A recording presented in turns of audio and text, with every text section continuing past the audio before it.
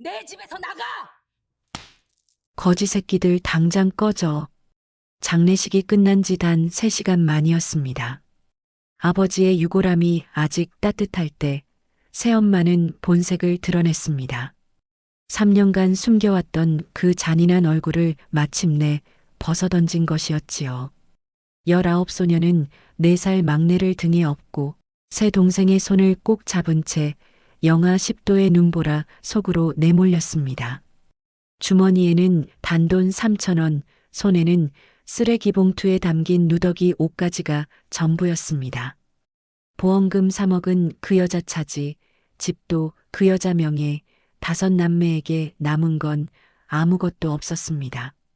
굶주린 배를 움켜쥐고 서울행 버스에 오른 그날 밤, 소녀는 아버지가 18년간 단 한 번도 쓰지 않았던 검은 카드 한 장을 발견합니다. 떨리는 손으로 그 카드를 편의점 단말기에 긁는 순간 누구도 예상치 못한 일이 벌어지기 시작했습니다. 사연 시작 전 좋아요와 구독을 눌러주신다면 제게 큰 힘이 됩니다. 그럼 사연 시작합니다. 강원도 폐광촌의 새벽은 유난히 을씨년스러웠습니다.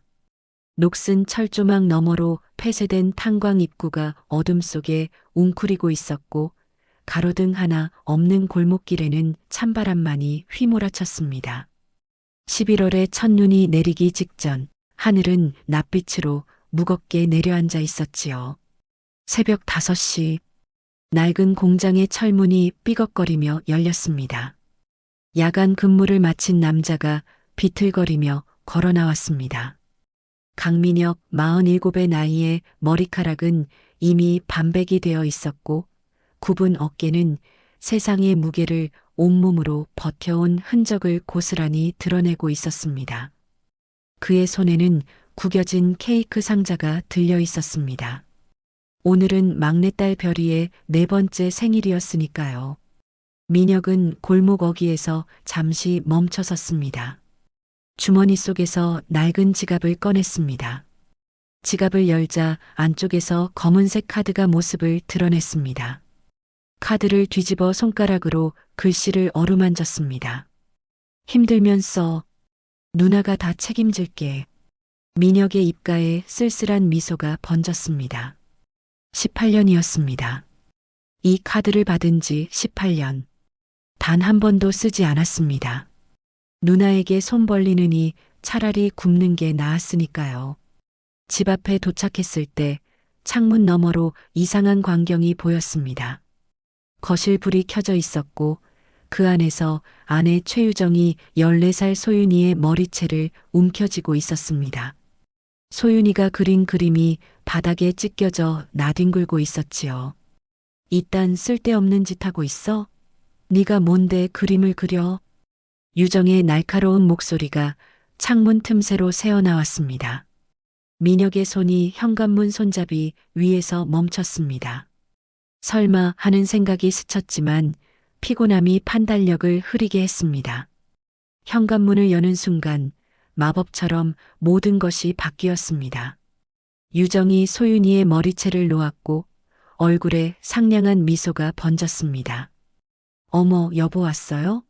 일찍 오셨네. 민혁은 아내를 바라보았습니다. 소윤이가 고개를 숙인 채 방으로 들어가는 뒷모습이 보였습니다. 거실 소파에 털썩 주저앉았을 때 부엌에서 인기척이 났습니다. 큰딸 하윤이가 설거지를 하고 있었습니다. 19, 대학에 가야 할 나이였지만 하윤이는 집안일을 도맡아 하느라 진학을 포기한 상태였지요.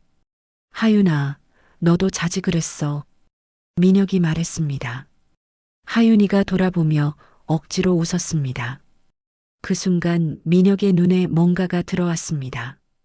하윤이의 팔뚝에 시퍼런 멍이 있었습니다. 팔 어디 다쳤어?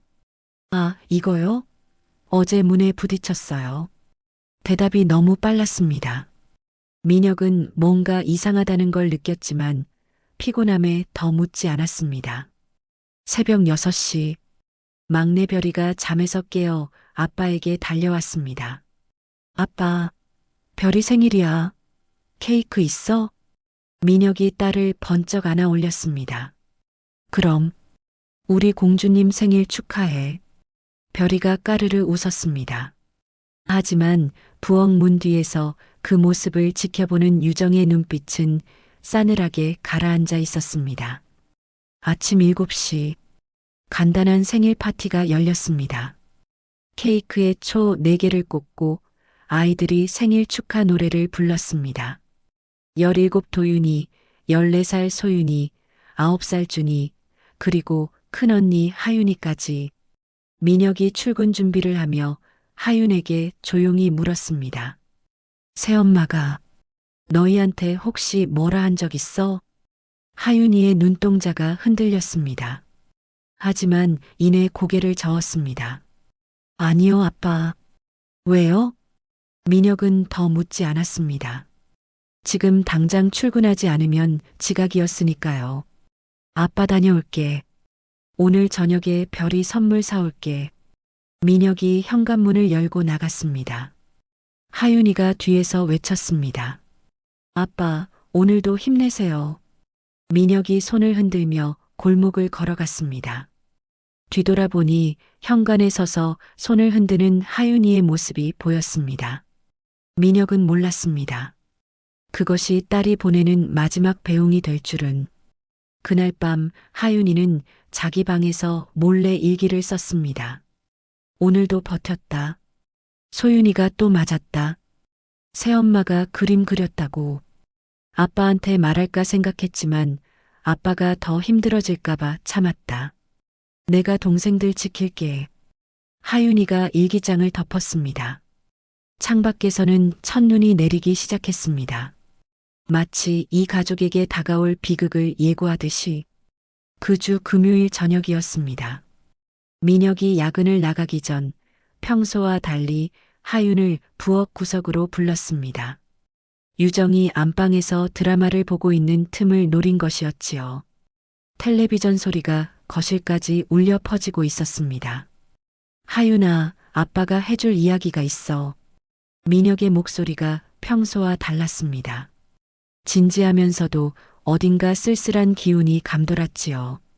부엌 형광등 불빛 아래서 아버지의 얼굴이 유난히 창백해 보였습니다. 무슨 이야기요, 아빠? 하윤이 고개를 갸웃거렸습니다. 민혁이 주머니에서 낡은 지갑을 꺼냈습니다. 가죽이 벗겨지고 모서리가 헤어진 지갑이었지만 민혁은 그것을 보물처럼 조심스럽게 다루었습니다. 지갑 안에서 빛바랜 사진 한 장이 나왔습니다. 젊은 남녀가 어깨동무를 하고 환하게 웃고 있었습니다. 사진 귀퉁이가 노랗게 바랬지만 두 사람의 행복한 표정은 여전히 선명했습니다. 이 사람이 누군지 알아? 하윤이 사진을 자세히 들여다보았습니다. 손가락으로 사진 속 인물들을 가리키며 말했습니다. 이쪽 남자분은 아빠 같은데요. 젊었을 때 아빠 맞죠? 이 여자분은 누구예요? 너희 고모야. 아빠 누나. 하윤의 눈이 커졌습니다. 태어나서 처음 듣는 이야기였습니다. 19년을 살면서 고모가 있다는 말을 단 한 번도 들어본 적이 없었으니까요. 고모가 있었어요? 왜 한 번도 말씀 안 하셨어요? 왜 한 번도 못 만났어요? 민혁이 깊은 한숨을 내쉬었습니다. 그 한숨 속에 18년의 세월이 담겨 있었습니다. 아빠가 잘못해서 그래. 18년 전에 집을 나왔거든. 그 뒤로 한 번도 못 만났어. 집을 나왔다고요? 왜요? 민혁이 천천히 이야기를 시작했습니다. 오랫동안 묻어두었던 이야기를 꺼내는 것처럼 조심스러웠습니다. 아빠네 집안이 원래 좀 컸어. 성진그룹이라고 건설이랑 호텔하는 회사야. 할아버지가 창업하셨고 아빠는 막내 아들이었지. 하윤의 입이 떡 벌어졌습니다. 성진그룹이라면 텔레비전 광고에서도 나오는 대기업이었습니다. 서울 강남에 높은 빌딩도 있고 제주도에 유명한 호텔도 있었지요. 성진그룹이요? 그 대기업이요?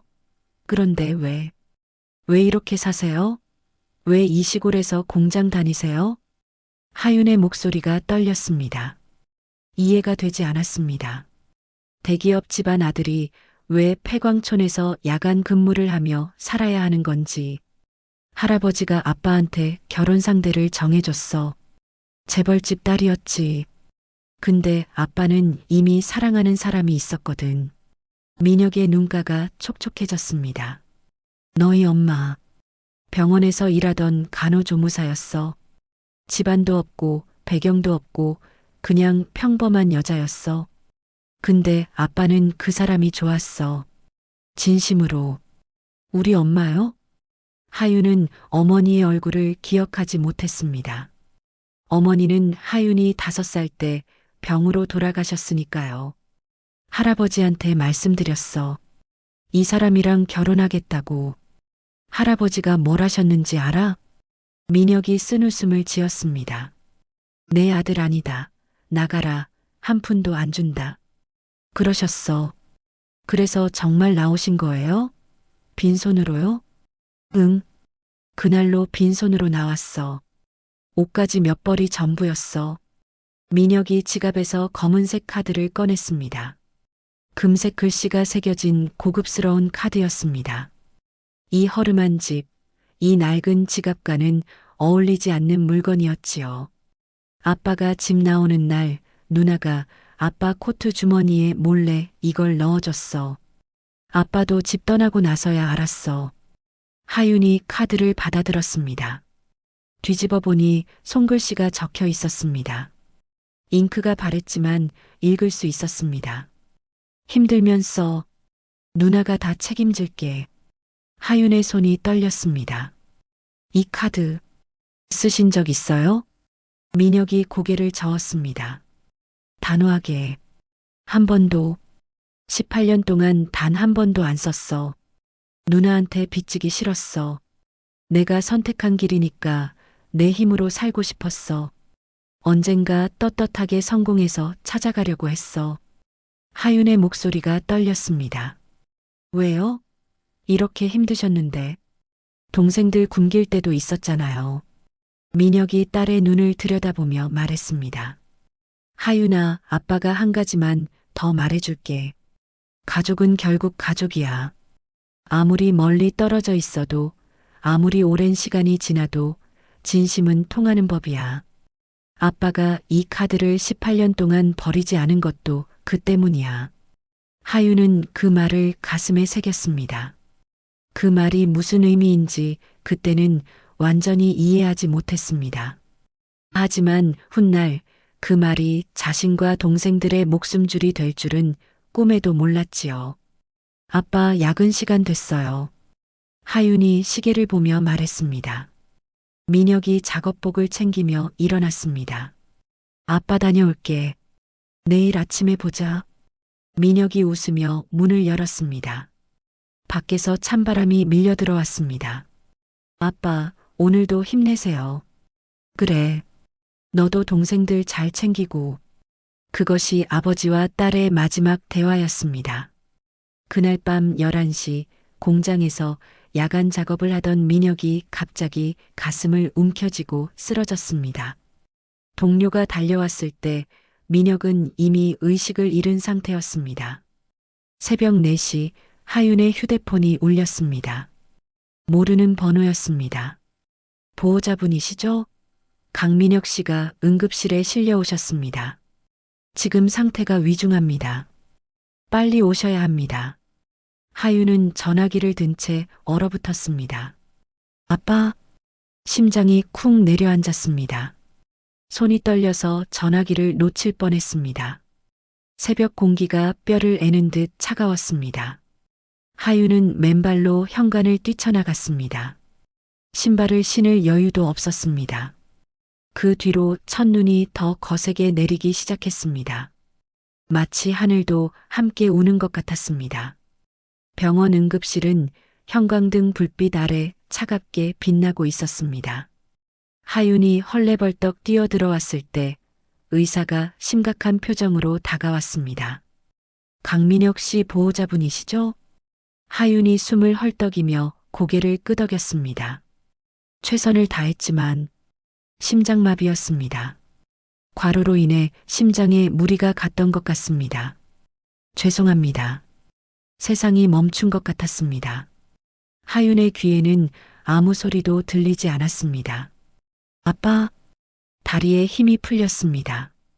바닥에 주저앉을 뻔한 하윤을 간호사가 부축했습니다. 거짓말. 어젯밤에 분명히 말씀하셨는데, 내일 아침에 보자고 하셨는데, 영안실은 싸늘했습니다. 흰 천으로 덮인 아버지의 모습이 보였습니다. 하윤이 떨리는 손으로 천을 걷어냈습니다. 아버지의 얼굴은 평화로웠습니다. 마치 잠든 것처럼. 아빠, 일어나요. 아빠. 하윤이 아버지의 손을 잡았습니다. 차가웠습니다. 그제야 실감이 났습니다. 아버지가 정말 돌아가셨다는 것이 동생들에게 알려야 했습니다. 하윤은 눈물을 훔치고 집으로 돌아왔습니다. 동생들이 아침을 먹으려고 식탁에 모여 있었습니다. 언니, 아빠는 아직 안 오셨어? 도윤이 물었습니다.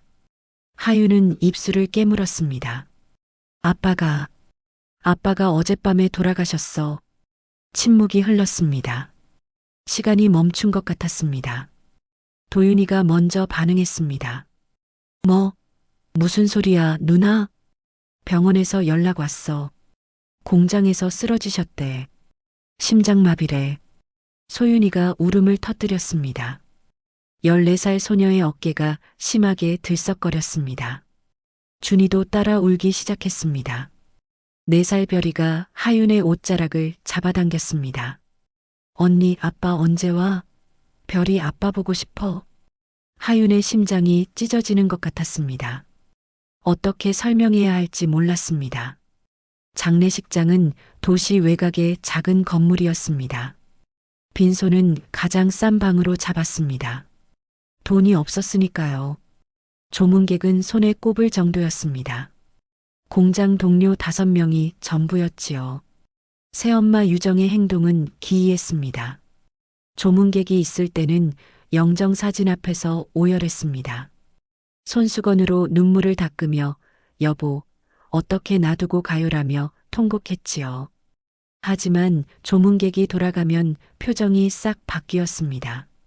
화장실에서 유정이 중얼거리는 걸 하윤이 우연히 들었습니다.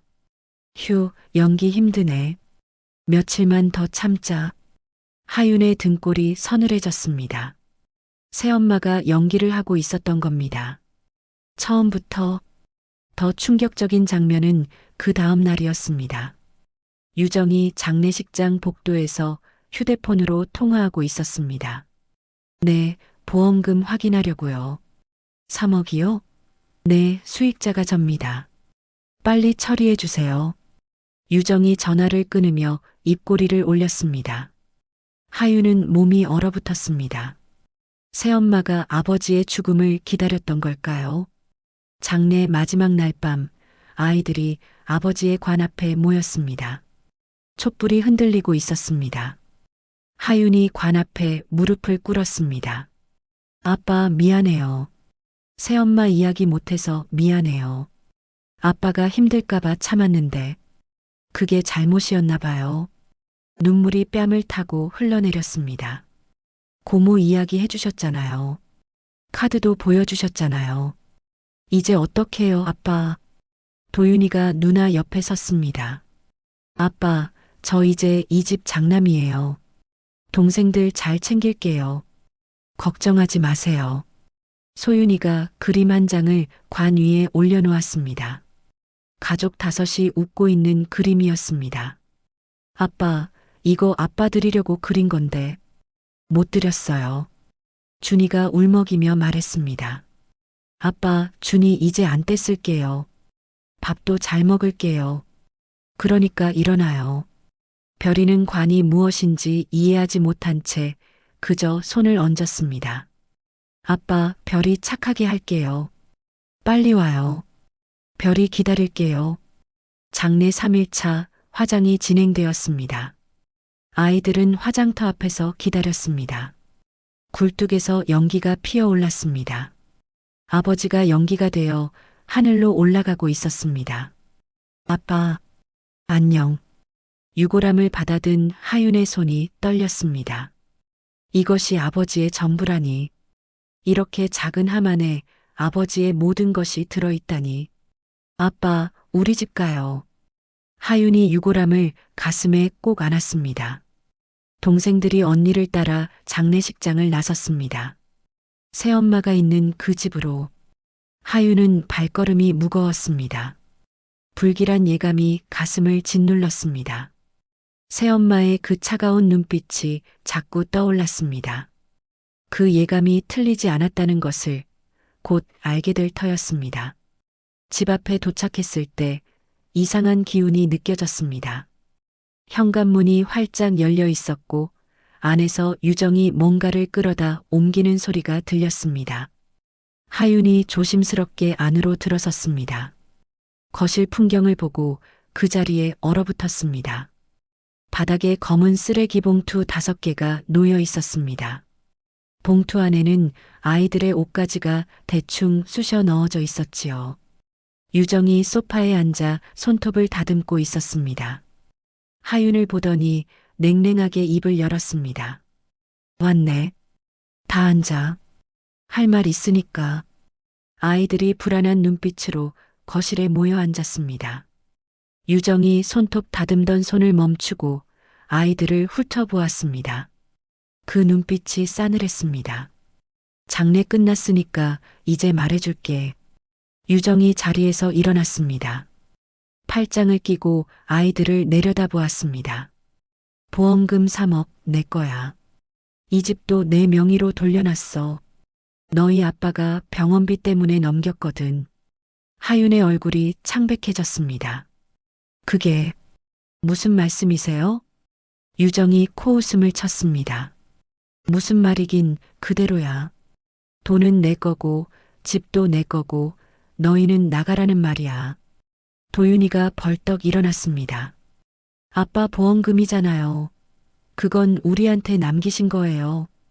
유정의 눈이 매섭게 빛났습니다. 남기긴 뭘 남겨? 수익자가 누군지 알아? 나야. 법적으로 내 돈이야. 불만 있으면 소송해. 돈 있으면. 아이들은 숨조차 쉬기 힘들었습니다. 유정이 다시 입을 열었습니다. 3년 동안 너희 뒤치다꺼리한 거 그 품삯이라고 생각해. 하윤이 떨리는 목소리로 말했습니다. 저희는요? 어디로 가라는 거예요? 그건 내가 알 바 아니야. 고아원이든 거리든 알아서 해. 하윤이 무릎을 꿇었습니다. 제발이요. 막내는 4살밖에 안 됐어요. 유정이 하윤의 머리채를 움켜쥐었습니다. 지겨워, 진짜. 3년 동안 착한 척 얼마나 힘들었는지 알아? 동생들이 울음을 터뜨렸습니다. 도윤이 주먹을 불끈 쥐었습니다. 우리 누나 나요. 유정이 도윤의 뺨을 후려쳤습니다. 9살 준이가 용기를 냈습니다. 나쁜 엄마. 우리 아빠 돈이야. 유정이 준이의 뺨을 때렸습니다. 코에서 피가 흘러내렸습니다. 엄마, 난 단 한 번도 니네 엄마였던 적 없어. 4살 별이가 유정에게 다가갔습니다. 엄마, 별이 착하게 할게. 쫓아내지 마. 유정이 별이를 걷어찼습니다. 4살짜리의 작은 몸이 바닥에 나뒹굴었습니다. 하윤이 달려가 별이를 끌어안았습니다. 별이의 무릎이 까져 피가 났습니다. 하윤이 유정을 똑바로 바라보았습니다. 두고 보세요. 반드시 갚아줄 거예요. 유정이 현관문을 열었습니다. 밖에서 칼바람이 밀려 들어왔습니다. 10분 안에 안 나가면 경찰 부른다. 하윤이 이를 악물었습니다. 애들아, 일어나. 아이들이 비틀거리며 일어났습니다. 하윤이 바닥에 놓인 검은 쓰레기 봉투를 집어들었습니다. 하윤이 별이를 등에 업었습니다. 한 손에는 쓰레기 봉투를 들었습니다. 현관을 나서는 순간 찬바람이 얼굴을 때렸습니다. 첫눈이 세차게 휘날리고 있었습니다. 영하 10도에 가까운 날씨였습니다. 뒤에서 문이 쾅 닫혔습니다. 잠금 장치가 철컥 돌아가는 소리가 들렸습니다. 애들아, 걷자. 준이가 울먹이며 물었습니다. 누나, 우리 어디가? 하유는 대답할 수 없었습니다. 어디로 가야 할지 몰랐으니까요. 서울. 서울로 갈 거야. 도윤이가 놀라서 물었습니다. 서울? 왜? 아빠가 원래 서울 사람이었대. 거기 가면 뭔가 방법이 있을지도 몰라. 버스 정류장이 보였습니다. 하윤이 주머니를 뒤졌습니다. 동전 몇 개가 전부였습니다. 주머니에 얼마 있어? 도윤이 주머니를 털었습니다. 1,000원짜리 2장. 비상금은 아빠가 모아두라고 한 거. 도윤이 고개를 끄덕였습니다. 그건 있어. 3만 원. 근데 옷 안쪽에 꿰매놔서 지금 못 꺼내. 소윤이도 말했습니다. 나도 2만 원 있어. 언니도 알잖아. 아빠가 비상시 쓰라고 숨겨두라 하셨던 거. 준이도 끼어들었습니다. 나도 5천 원. 합치면 5만 5천 원 정도. 하지만 지금 당장 주머니에 있는 건 3천 원이 채 안 됐습니다. 비상금은 옷 안쪽에 꿰매두거나 숨겨둔 거라 꺼내려면 시간이 필요했습니다. 일단 버스터미널까지 걸어가자. 거기 가서 비상금 꺼내자. 버스터미널까지는 40분 거리였습니다. 눈보라 속을 걸어야 했습니다. 5 남매가 길을 나섰습니다. 등에 업힌 별이가 점점 축 늘어졌습니다. 손발이 얼어붙어 감각이 없어졌습니다. 조금만 참아. 조금만 더 가면 돼. 하윤이 동생들을 다독였습니다. 그때 주머니 속에서 뭔가 딱딱한 게 만져졌습니다. 아버지의 낡은 지갑이었습니다. 장례식장에서 유정이 던져준 것을 하윤이 챙겼던 것이지요. 지갑을 열어보았습니다. 1,000원짜리 2장, 그리고 안쪽 깊숙한 곳에 검은색 카드 1장. 하윤의 심장이 뛰었습니다. 어젯밤 아버지가 보여주었던 그 카드. 고모가 준 카드. 힘들면 써. 누나가 다 책임질게. 뒷면의 글씨가 희미한 가로등 불빛에 보였습니다. 이 카드가 될까? 18년이나 된 카드가. 별이가 등에서 신음했습니다. 언니, 별이 추워. 머리 아파. 하윤이 별이의 이마를 만져보았습니다. 뜨거웠습니다. 열이 나고 있었습니다. 별아, 정신 차려. 하윤은 카드를 꼭 쥐었습니다. 아빠, 이게 우리의 마지막 희망이야. 눈보라가 더 거세졌습니다. 하윤은 동생들의 손을 잡고 버스터미널을 향해 걸었습니다. 버스터미널에 도착했을 때 아이들은 지칠 대로 지쳐 있었습니다. 40분이면 될 거리를 눈보라 때문에 1시간 반이나 걸렸습니다. 하윤의 얼굴은 새파랗게 질려 있었고 등에 업힌 별이는 축 늘어져 있었습니다. 손발은 감각이 없을 정도로 얼어붙어 있었습니다. 터미널 안으로 들어서자 따뜻한 공기가 밀려왔습니다. 아이들이 안도의 한숨을 내쉬었습니다. 히터 바람이 얼어붙은 몸을 녹여주었습니다. 일단 비상금부터 꺼내자. 하윤이 말했습니다. 화장실로 들어갔습니다. 도윤이 점퍼 안감을 뜯었습니다. 아버지가 비상시를 대비해 꿰매두라고 하셨던 것입니다. 실밥을 풀자 3만 원이 나왔습니다. 소윤이도 가방 안쪽 주머니에서 2만 원을 꺼냈습니다. 준이는 양말 속에서 구겨진 5천 원을 꺼냈습니다. 모두 합치자 5만 5천 원. 거기에 아버지 지갑에 있던 2천 원을 더하면 5만 7천 원이었습니다. 큰 돈은 아니었지만 지금은 이게 전부였습니다. 서울행 버스 얼마예요? 하윤이 매표소에 물었습니다.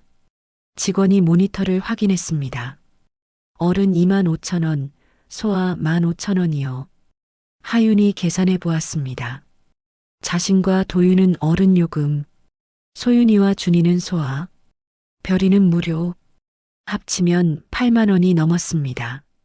비상금으론 턱없이 부족했습니다. 하윤의 얼굴이 어두워졌습니다. 혹시 더 싼 버스는 없어요? 심야 완행이 있어요. 오래 걸리는데 괜찮아요? 어른 15,000원, 소아 8,000원이에요. 합치면 46,000원. 간신히 탈 수 있었습니다. 하윤의 표정이 밝아졌습니다. 그걸로 주세요. 5장이요. 현금을 내밀었습니다. 버스표를 받아들었습니다. 밤 10시 출발 서울행. 남은 돈은 11,000원. 터미널 구석 벤치에 앉았습니다. 별이를 무릎에 눕히고 이마를 짚어보았습니다. 여전히 뜨거웠습니다. 하윤의 가슴이 철렁 내려앉았습니다. 별아, 괜찮아? 별이가 힘없이 대답했습니다. 언니, 배고파. 머리 아파. 준이도 작은 목소리로 말했습니다. 누나, 나도 배고파. 하윤의 마음이 찢어지는 것 같았습니다. 마지막으로 제대로 먹은 게 언제였던가요? 어제 점심 이후로 아무것도 먹지 못했습니다. 터미널 안에 편의점이 있었습니다. 하윤이 동생들에게 말했습니다. 잠깐만 기다려.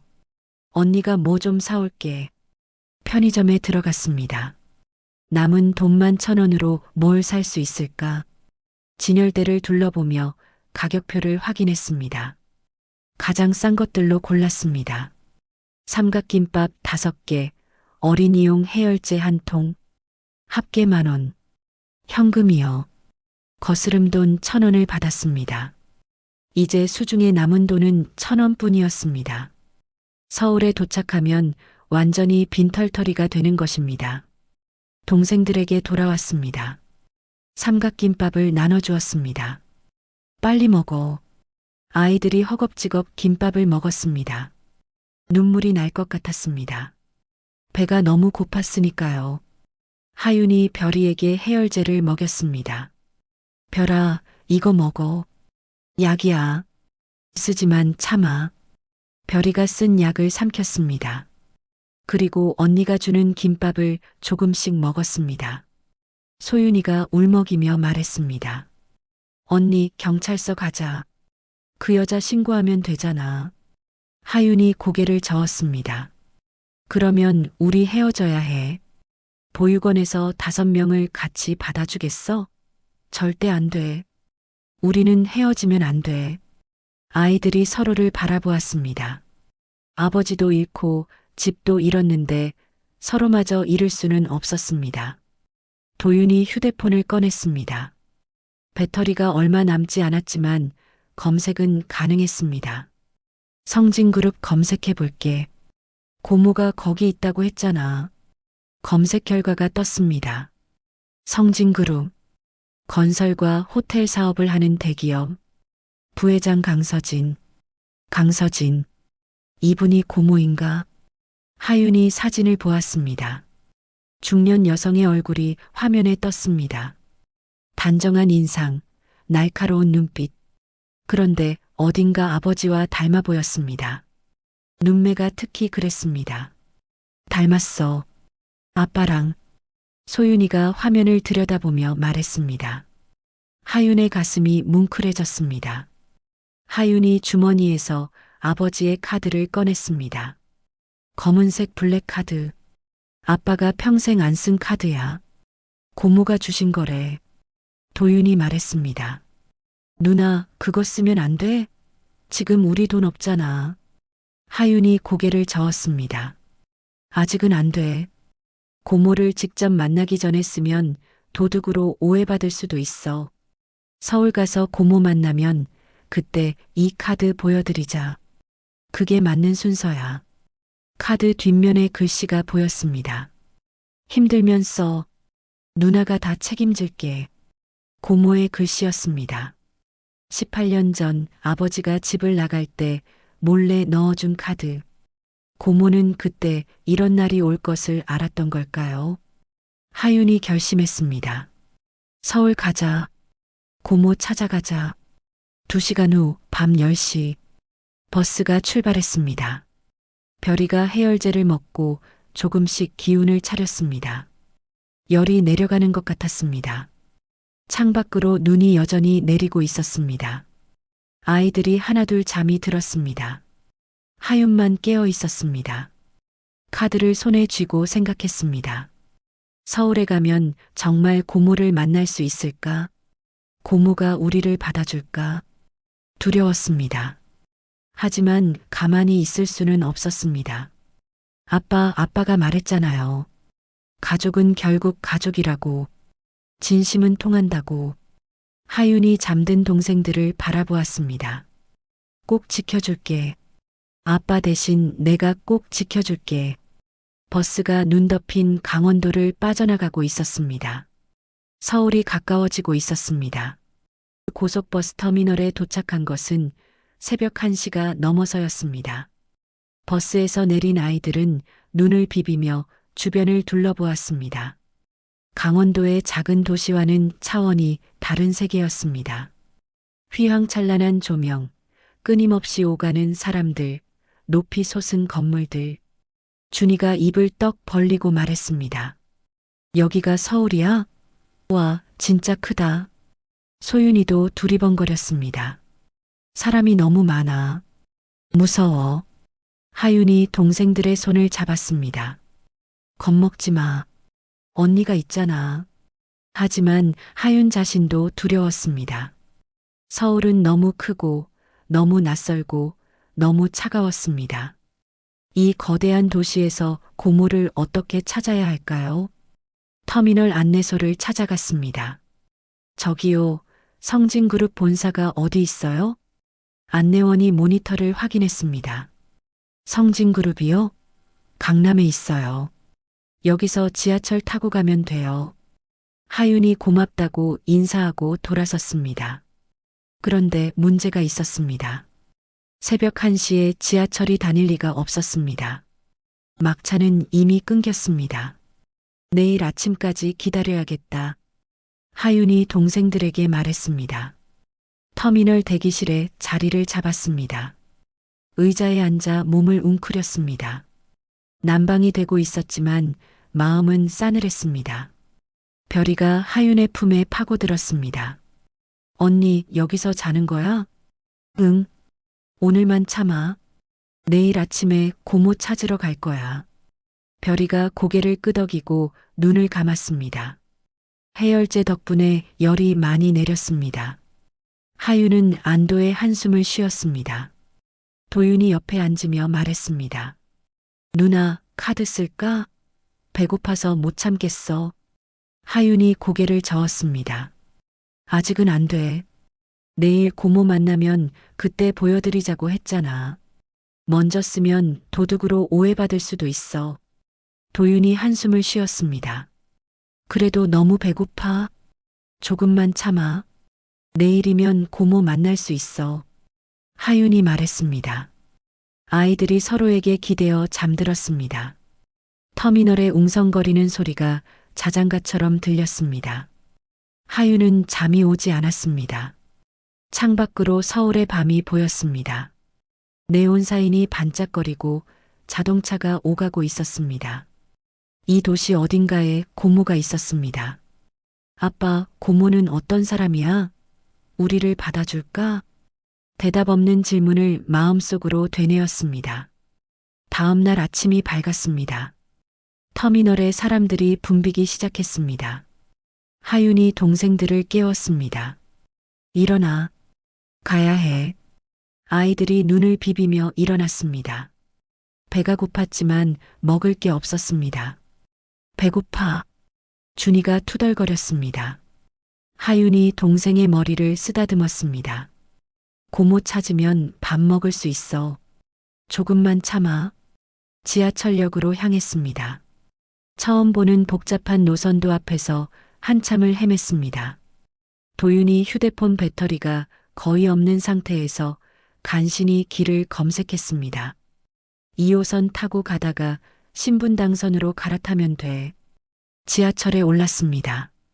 출근 시간이라 사람들이 빽빽하게 차 있었습니다. 아이들은 구석에 몸을 웅크렸습니다. 남루한 차림에 쓰레기 봉투를 든 모습이 눈에 띄었는지 주변 사람들이 힐끔힐끔 쳐다보았습니다. 강남역에 내렸습니다. 지상으로 올라오자 눈부신 햇살이 쏟아졌습니다. 고층 빌딩들이 하늘을 찌를 듯 솟아 있었습니다. 와, 진짜 크다. 소윤이가 감탄했습니다. 하지만 감탄할 여유가 없었습니다. 성진그룹 본사를 찾아야 했습니다. 지도 앱을 보며 걸었습니다. 10분쯤 걸어서 성진그룹 본사 빌딩 앞에 도착했습니다. 50층이 넘는 유리 건물이 햇살을 받아 반짝거렸습니다. 저기야. 하윤이 빌딩을 가리켰습니다. 아이들이 고개를 젖히고 올려다보았습니다. 여기에 고모가 있어? 준이가 물었습니다. 응. 가보자. 빌딩 로비로 들어갔습니다. 대리석 바닥, 높은 천장, 샹들리에. 영화에서나 보던 화려한 공간이었습니다. 하지만 경비원이 막아섰습니다. 어디 가세요? 하윤이 대답했습니다. 저희 부회장님 만나러 왔어요. 경비원이 아이들의 남루한 차림새를 훑어보았습니다.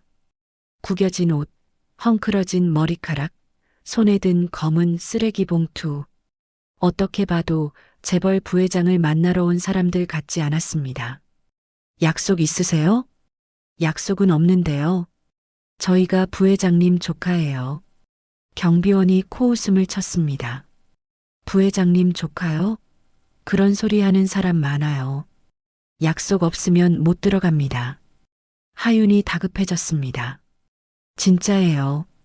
저희 아빠가 부회장님 남동생이에요. 강민혁이라고. 경비원의 표정이 더 차가워졌습니다. 학생, 여기 장난할 때 아니에요. 당장 나가세요. 안 그러면 경찰 부릅니다. 도윤이 나섰습니다. 아저씨, 진짜예요. 우리 진짜 부회장님 조카라고요. 경비원이 무전기를 들었습니다. 하윤이 황급히 동생들을 끌고 밖으로 나왔습니다. 됐어, 나가자. 빌딩 밖으로 나오자 한숨이 나왔습니다. 당연한 결과였습니다. 남루한 차림의 아이들이 재벌 부회장을 만나러 왔다고 하면 누가 믿겠습니까? 어떻게, 누나? 소윤이가 물었습니다. 하윤도 답이 없었습니다. 빌딩 근처 공원 벤치에 앉았습니다. 일단 기다리자. 다른 방법을 찾아보자. 하루가 지났습니다. 이틀이 지났습니다. 아이들은 점점 지쳐갔습니다. 돈이 없으니 어디 들어갈 수가 없었습니다. 사흘째 되는 날이었습니다. 아이들의 상태가 심각해졌습니다. 별이가 다시 열이 나기 시작했습니다. 준이는 기운이 없어 일어나지도 못했습니다. 언니, 배고파. 죽을 것 같아. 준이가 신음했습니다. 사흘간 제대로 먹지 못했습니다. 더 이상 미룰 수 없었습니다. 카드를 써야 했습니다. 아버지가 평생 쓰지 않은 카드. 하지만 동생들을 살려야 했습니다. 밤이 되었습니다. 강남역 근처 편의점에 들어갔습니다. 따뜻한 공기가 얼어붙은 몸을 감쌌습니다. 도시락 3개, 빵 2개, 어린이 해열제, 이온 음료 2병. 계산대에 올렸습니다. 23,400원이요. 하윤이 떨리는 손으로 카드를 내밀었습니다. 아빠, 미안해. 이번에는 진짜 써야 해. 직원이 카드를 단말기에 꽂았습니다. B- 승인 완료. 동생들에게 음식을 나눠주었습니다. 공원 벤치에서 허겁지겁 먹었습니다. 별이에게 해열제를 먹였습니다. 이제 어떻게 될까? 카드를 썼으니 고모가 알게 될 거야. 찾아올까 아니면 경찰에 신고할까? 두려웠습니다. 하지만 더 이상 선택의 여지가 없었습니다.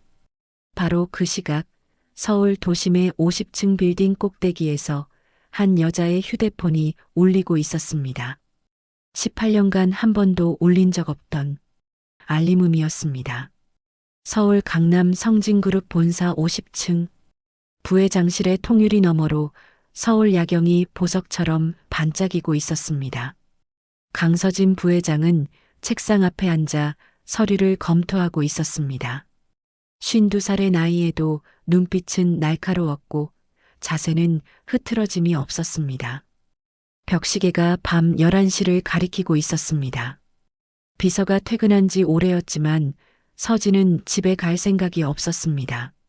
집에 가면 넓은 거실에 혼자 앉아 동생 생각만 할 테니까요. 책상 위에는 오래된 사진이 놓여 있었습니다. 액자에 담긴 사진 속에서 두 남녀가 어깨동무를 하고 웃고 있었습니다. 서진과 민혁. 20살과 18살 때의 모습이었습니다. 서진이 사진을 집어들었습니다. 손가락으로 동생의 얼굴을 어루만졌습니다. 민혁아, 오늘도 내 생각이 나네. 독백이 적막한 사무실에 울렸습니다. 18년 전의 기억이 떠올랐습니다. 그날은 눈이 오던 겨울날이었습니다. 아버지 방에서 고함 소리가 울려 퍼졌습니다. 내 아들 아니다. 나가. 아버지의 분노 어린 목소리였습니다. 서진이 달려갔을 때 민혁이 고개를 숙이고 서 있었습니다. 민혁아, 무슨 일이야? 민혁이 고개를 들었습니다. 눈빛이 단호했습니다. 누나, 나 결혼해. 소영이랑. 소영이? 그 여자랑? 서진도 알고 있었습니다. 민혁이 사귀던 여자. 병원에서 일하는 간호조무사. 집안도 배경도 없는 평범한 여자였습니다. 아버지가 반대할 거라는 건 뻔한 일이었습니다. 아버지가 뭘 하셨어? 나가래. 한 푼도 안 준대. 서진의 얼굴이 창백해졌습니다. 그래서 어떻게 할 건데? 나갈 거야. 빈손으로. 민혁아, 다시 생각해봐. 아버지도 시간이 지나면. 민혁이 누나의 손을 잡았습니다. 누나, 나 진짜 그 여자 좋아해. 돈보다, 이 회사보다 그 여자가 좋아. 이해해줘. 서진은 동생의 눈을 들여다보았습니다. 진심이었습니다. 저 눈빛은 누가 뭐래도 꺾이지 않을 눈빛이었습니다. 정말 갈 거야? 응. 미안해, 누나. 민혁이 방으로 가서 짐을 쌌습니다. 작은 가방 하나. 그게 전부였습니다. 현관에서 신발을 신는 민혁의 뒷모습을 서진은 지켜보았습니다. 민혁아. 서진이 불렀습니다. 민혁이 돌아보았습니다. 이것 좀 가져가. 서진이 내민 것은 검은색 카드였습니다. 자신 명의의 카드, 한도가 없는 블랙 카드였습니다. 이게 뭐야? 카드야. 힘들 때 써. 민혁이 고개를 저었습니다. 안 돼. 누나한테 손 안 벌려. 서진이 카드를 민혁의 코트 주머니에 억지로 밀어 넣었습니다. 그냥 가지고 있어. 안 써도 돼. 그냥 보험이라고 생각해. 민혁이 입술을 깨물었습니다. 누나. 서진이 눈물을 참으며 말했습니다. 힘들면 꼭 써. 누나가 다 책임질게. 알았지? 민혁이 고개를 끄덕였습니다. 그리고 문을 열고 나갔습니다. 서진은 창가에 서서 동생이 멀어지는 모습을 지켜보았습니다. 눈이 세차게 내리고 있었습니다. 동생의 뒷모습이 점점 작아지다가 눈 속으로 사라졌습니다. 그것이 마지막이었습니다. 18년이 흘렀습니다. 서진은 매달 카드 명세서를 확인했습니다. 단 한 건도 사용 기록이 없었습니다. 동생은 그 고집스러운 자존심을 끝내 굽히지 않았습니다. 수소문도 해보았습니다. 하지만 민혁은 마치 사라진 듯 흔적을 찾을 수 없었습니다. 이름을 바꾼 건지 아주 멀리 간 건지 알 수 없었습니다. 아버지는 3년 전 돌아가셨습니다. 유언장에 민혁의 이름은 없었습니다.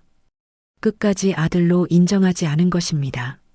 서진은 그때 아버지를 원망했습니다. 하지만 이미 늦었습니다. 현재로 돌아왔습니다. 서진이 사진을 내려놓았습니다. 민혁아, 넌 지금 어디서 뭐하고 있니? 잘 먹고 있니? 행복하니? 대답 없는 질문이었습니다. 창밖으로 서울의 야경이 반짝거렸습니다. 이 도시 어딘가에 동생이 있을까요? 아니면 다른 도시에 있을까요? 카드 한 번만 써줬으면. 서진이 중얼거렸습니다. 카드가 쓰이면 바로 알 수 있었습니다. 결제 알림이 오니까요. 그러면 달려갈 텐데. 어디든 달려가서 동생을 찾을 텐데. 그때였습니다. 휴대폰 알림음이 울렸습니다. 서진은 습관적으로 화면을 보았습니다. 그리고 심장이 멈추는 것 같았습니다. 카드 결제 알림. 손이 떨렸습니다. 화면을 자세히 보았습니다. 결제 금액 23,400원. 가맹점 서울 강남 편의점. 시간 오후 11시 32분. 믿을 수 없었습니다. 18년간 한 번도 사용되지 않던 카드. 그 카드가 지금 이 순간 서울 강남에서 결제되었습니다. 미녀? 서진이 떨리는 목소리로 말했습니다. 벌떡 자리에서 일어났습니다. 왜 갑자기? 왜 지금? 무슨 일이 생긴 거야? 온갖 생각이 머릿속을 휘저었습니다. 동생이 위험에 처한 걸까요? 아니면 지갑을 도둑 맞은 걸까요? 어쨌든 알 수 없었습니다. 서진이 전화기를 들었습니다. 카드사에 연결했습니다. 여기 성진그룹 부회장 강서진입니다. 제 명의 카드 중에 방금 결제된 건 있죠? 네, 그 카드요. 사용자 신원 확인 가능해요? 상담원이 대답했습니다. CCTV 확인은 가능합니다만 시간이 좀 걸립니다. 지금 당장 보내주세요. 이메일로. 서진의 목소리에 긴박함이 묻어났습니다. 상담원이 알겠다고 대답했습니다. 10분 후 이메일이 도착했습니다. 첨부된 영상 파일을 열었습니다. 편의점 CCTV 영상이었습니다. 화면 속에서 남루한 차림의 아이들이 보였습니다. 5명. 맞으로 보이는 소녀가 계산대에서 카드를 내밀고 있었습니다. 다른 아이들이 뒤에 서서 기다리고 있었습니다. 막내로 보이는 아이는 소녀의 등에 엎여 있었습니다. 편의점에서 나온 하윤은 공원으로 돌아왔습니다. 동생들이 벤치에 웅크리고 기다리고 있었습니다. 비닐봉지에서 도시락과 빵을 꺼냈습니다. 빨리 먹어. 아이들의 눈이 반짝였습니다. 허겁지겁 음식에 손을 뻗었습니다. 도윤이가 도시락 뚜껑을 열자 김이 모락모락 피어올랐습니다. 따뜻한 밥 냄새가 코를 찔렀습니다. 와, 따뜻하다. 준이가 감탄하며 밥을 퍼입에 넣었습니다. 소윤이도 빵을 한 입 베어 물었습니다. 며칠 만에 제대로 된 음식이었습니다. 하윤이 별이에게 해열제를 먹였습니다. 별아, 이거 먹어. 쓰지만 참아야 해. 별이가 얼굴을 찡그리며 약을 삼켰습니다. 하윤이 이온 음료를 입에 대주었습니다. 잘했어. 이거 마셔. 별이가 음료를 꿀꺽꿀꺽 마셨습니다. 그리고 언니가 떠주는 밥을 조금씩 받아 먹었습니다. 도윤이가 물었습니다. 누나, 카드 됐어? 응, 됐어. 그럼 고모가 알림 받았겠다. 하윤이 고개를 끄덕였습니다. 그렇겠지요. 카드를 쓰면 결제 알림이 가니까요. 고모가 지금쯤 알림을 확인하고 있을지도 모릅니다. 어떻게 될까? 소윤이가 걱정스럽게 물었습니다. 모르겠어. 경찰에 신고할 수도 있고, 직접 찾아올 수도 있고, 하윤도 확신이 없었습니다. 어떤 결과가 나올지 알 수 없었습니다. 다만 가만히 있는 것보다는 나았습니다. 음식을 다 먹은 아이들이 하나둘 잠들기 시작했습니다. 배가 부르니까 졸음이 밀려왔습니다. 소윤이가 준이를 안고 도윤이가 별이를 안았습니다. 하윤은 잠들지 않고 주변을 살폈습니다. 밤 공기가 차가웠습니다. 가로등 불빛이 희미하게 공원을 비추고 있었습니다. 간간이 차가 지나가는 소리가 들렸습니다. 이제 어떻게 될까? 하윤은 생각에 잠겼습니다. 고모가 정말 찾아올까요? 아니면 경찰에 신고할까요? 경찰이 오면 어떻게 해야 할까요? 무서웠습니다. 하지만 동생들을 위해서 버텨야 했습니다. 지금 무너지면 동생들도 무너지니까요. 얼마나 시간이 흘렀을까요? 하윤이 깜빡 졸았다 깨어났습니다. 그때 귀에 익숙하지 않은 소리가 들렸습니다. 자동차 엔진 소리. 한 대가 아니었습니다. 두 대, 세 대. 검은색 세단들이 공원 근처 도로에 멈춰 서고 있었습니다. 하윤의 심장이 쿵 내려앉았습니다. 동생들을 흔들어 깨웠습니다. 일어나. 빨리 일어나. 아이들이 눈을 비비며 일어났습니다. 무슨 일이야, 누나? 도윤이 물었습니다. 하윤이 손가락으로 가리켰습니다. 검은 세단들에서 사람들이 내리고 있었습니다. 저거. 아이들이 긴장했습니다. 하윤이 본능적으로 동생들을 뒤로 감쌌습니다. 내 뒤에 있어. 검은 코트를 입은 사람들이 공원으로 다가오고 있었습니다.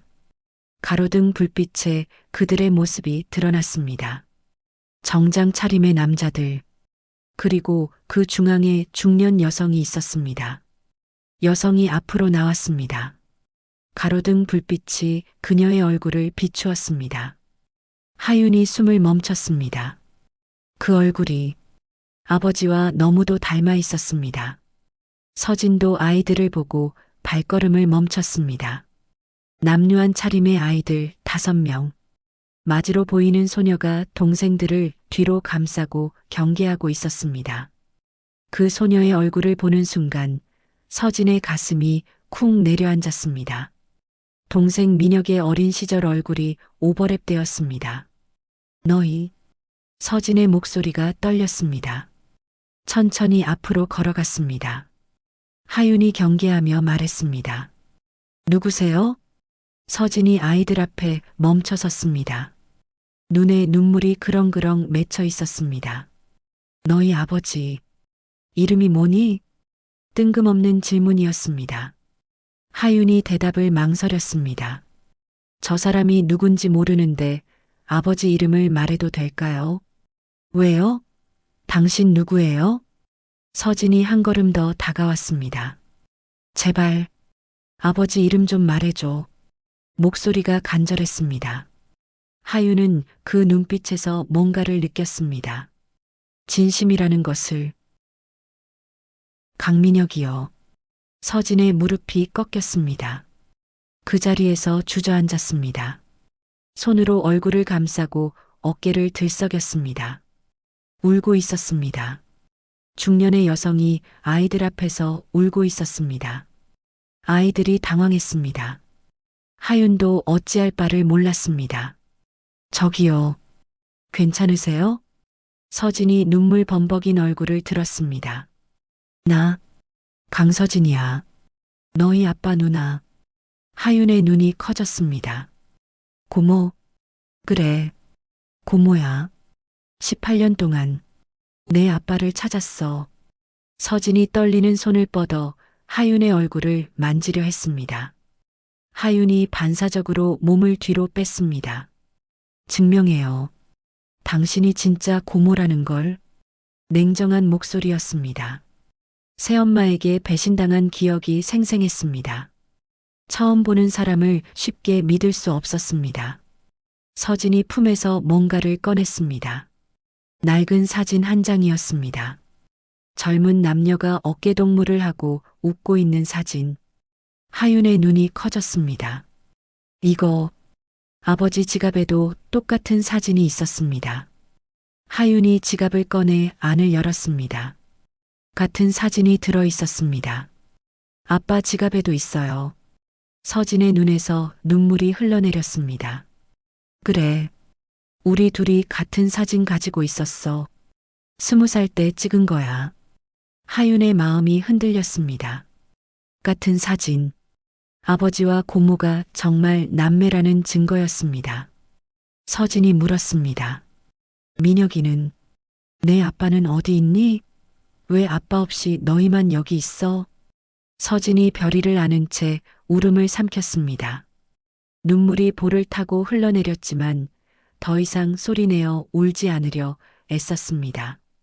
아이들 앞에서 무너지면 안 됐습니다. 고모. 하윤이 조심스럽게 불렀습니다. 서진이 고개를 들었습니다. 충혈된 눈으로 하윤을 바라보았습니다. 미안하다. 큰아버지가. 아니, 고모가 이런 모습 보여서. 하윤이 고개를 저었습니다. 괜찮아요. 아빠도 가끔 우셨어요. 혼자 몰래. 서진의 가슴이 또 한 번 찢어지는 것 같았습니다. 동생이 얼마나 힘들게 살았으면 아이들 앞에서 울었을까요? 그 고집센 동생이. 어떻게 된 거니? 처음부터 말해줄 수 있어? 하윤이 깊은 숨을 들이쉬었습니다. 동생들을 돌아보았습니다. 아이들의 눈에도 눈물이 고여 있었습니다. 아빠가요. 일주일 전에 공장에서 쓰러지셨어요. 하윤이 천천히 이야기를 시작했습니다. 아버지의 과로, 새엄마의 존재, 장례식, 그리고 쫓겨난 일까지 말하는 동안 목소리가 여러 번 떨렸습니다. 서진은 주먹을 불끈 쥐었습니다. 분노가 치밀어 올랐습니다. 그 여자가 너희를 쫓아냈다고? 도윤이 끼어들었습니다. 네. 보험금은 자기 거래요. 집도 자기 명의래요. 우리 보고 나가래요. 서진의 눈에 불꽃이 일었습니다. 한겨울에 아이들을 소윤이가 울먹이며 말했습니다. 새엄마가요. 저희 3년 동안 때렸어요. 밥도 잘 안 줬어요. 아빠한테는 비밀이었어요. 서진이 소윤이의 팔을 보았습니다. 소매 사이로 멍 자국이 보였습니다. 분노가 폭발할 것 같았습니다. 그 여자 이름이 뭐야? 어디 살아? 하윤이 대답했습니다. 최유정이요. 강원도예요. 서진이 이를 악물었습니다. 머릿속에서 계획이 세워지기 시작했습니다. 그 여자를 가만두지 않을 것입니다. 반드시 대가를 치르게 할 것입니다. 일단 오늘은 고모 집에 가자. 따뜻한 데서 자고 배불리 먹고 푹 쉬어. 다른 건 내일 생각해도 돼. 아이들이 고개를 끄덕였습니다. 지쳐 있었습니다. 며칠간 제대로 자지도 먹지도 못했으니까요. 서진이 일어났습니다. 아이들의 손을 잡았습니다. 차 타. 검은 세단 앞으로 다가갔습니다. 운전사가 문을 열어주었습니다. 아이들이 차에 올랐습니다. 차 안은 따뜻했습니다. 히터에서 나오는 바람이 얼어붙은 몸을 녹여주었습니다. 가죽 시트는 부드러웠습니다. 아이들은 태어나서 처음 타보는 고급차에 두리번거렸습니다. 별이가 시트에 몸을 파묻으며 말했습니다. 따뜻해, 언니. 여기 따뜻해. 하윤이 별이를 안으며 대답했습니다. 그래, 따뜻하지. 서진이 하윤 옆에 앉았습니다. 하윤아, 그 카드 어디서 찾았어? 하윤이 지갑에서 카드를 꺼냈습니다. 아빠 지갑에 있었어요. 장례식장에서 새엄마가 쓸모없다고 던져줬는데 제가 챙겼어요. 서진이 카드를 받아들었습니다. 18년 전 동생에게 준 그 카드. 손가락으로 뒷면을 어루만졌습니다. 힘들면 써. 누나가 다 책임질게. 자신이 적은 글씨였습니다. 잉크가 바랬지만 읽을 수 있었습니다. 민혁이가, 내 아빠가 이걸 쓰지 않은 거 알아? 하윤이 고개를 끄덕였습니다. 네. 아빠가 말씀하셨어요. 고모한테 손 벌리기 싫다고. 떳떳해지면 찾아가겠다고. 서진의 눈에서 눈물이 흘러내렸습니다. 바보. 진짜 바보야. 동생의 고집을 알았습니다. 죽어도 형한테, 아니 누나한테 손 안 벌리겠다던 그 고집. 그게 자랑스러우면서도 원망스러웠습니다. 근데 아빠가요. 하윤이 말을 이었습니다. 가끔 밤에 이 카드 꺼내서 보셨어요. 저희 다 잔 줄 알고 혼자 꺼내 보시는데 제가 본 적 있어요. 서진이 하윤을 바라보았습니다. 그때 아빠 표정이 되게 복잡해 보였어요. 웃는 것 같기도 하고 우는 것 같기도 하고 저는 그때 그게 뭔지 몰랐는데 이제 알겠어요. 하윤이 품에서 아버지의 지갑을 꺼냈습니다. 지갑 안에서 낡은 사진을 빼들었습니다. 아빠는 고모 보고 싶었던 거예요. 다시 만나고 싶었던 거예요. 그냥 용기가 없었던 것 같아요. 서진의 어깨가 들썩였습니다. 눈물이 멈추지 않았습니다. 나도 보고 싶었어. 맨날 보고 싶었어. 카드 쓰기만 기다렸어. 하윤이 서진의 손을 잡았습니다. 고모, 아빠가 이 카드 버리지 않은 건요. 간직한 건요. 아빠도 고모 마음 알았던 것 같아요. 그래서 더 못 쓴 거예요. 이걸 쓰면 고모한테 지는 거라고 생각했을지도 몰라요. 서진이 하윤을 끌어안았습니다. 네, 아빠. 정말 바보야. 진짜 바보. 차가 한남동을 향해 달렸습니다. 서울의 야경이 창밖으로 스쳐 지나갔습니다. 잠시 후 차가 고급 주택가에 들어섰습니다. 대문이 열리고 넓은 정원이 보였습니다. 아이들이 입을 떡 벌렸습니다. 와, 준이가 감탄했습니다. 여기가 고모 집이야? 서진이 고개를 끄덕였습니다. 그래, 이제 여기가 너희 집이기도 해. 차에서 내렸습니다. 현관문이 열리고 사람들이 뛰어나왔습니다. 서진의 남편 최연우와 딸 유나였습니다. 서진에게서 연락을 받고 기다리고 있었습니다. 아이고, 애들이 왜 이렇게 말랐어? 현우가 아이들을 보며 가슴 아파했습니다. 유나가 하윤에게 다가왔습니다. 언니, 맞지? 나 유나야. 많이 힘들었지? 하윤은 멍하니 유나를 바라보았습니다. 또래가 자신을 걱정해 주는 것이 처음이었습니다. 며칠이 지났습니다. 아이들은 서진의 저택에서 지내며 조금씩 안정을 찾아갔습니다. 따뜻한 방에서 자고 배불리 먹고 따뜻한 물로 씻었습니다. 굶주림에 앙상했던 볼에 살이 붓기 시작했고 핏기 없던 얼굴에 홍조가 돌아왔습니다. 하지만 하윤의 마음은 편치 않았습니다. 어느 날 밤이었습니다. 모두가 잠든 시간 하윤이 침대에서 일어나 창가에 섰습니다. 달빛이 정원을 비추고 있었습니다. 이 화려한 집이 자신의 것 같지 않았습니다. 새엄마도 처음에는 좋았어. 그 생각이 머릿속을 떠나지 않았습니다. 3년 전 아버지가 최유정을 처음 데려왔을 때를 기억합니다. 그녀는 상냥했습니다. 아이들에게 과자도 사주고 예쁜 옷도 사줬습니다. 아버지가 좋아하는 모습을 보며 하윤도 안심했었지요. 그런데 결혼 후 달라졌습니다.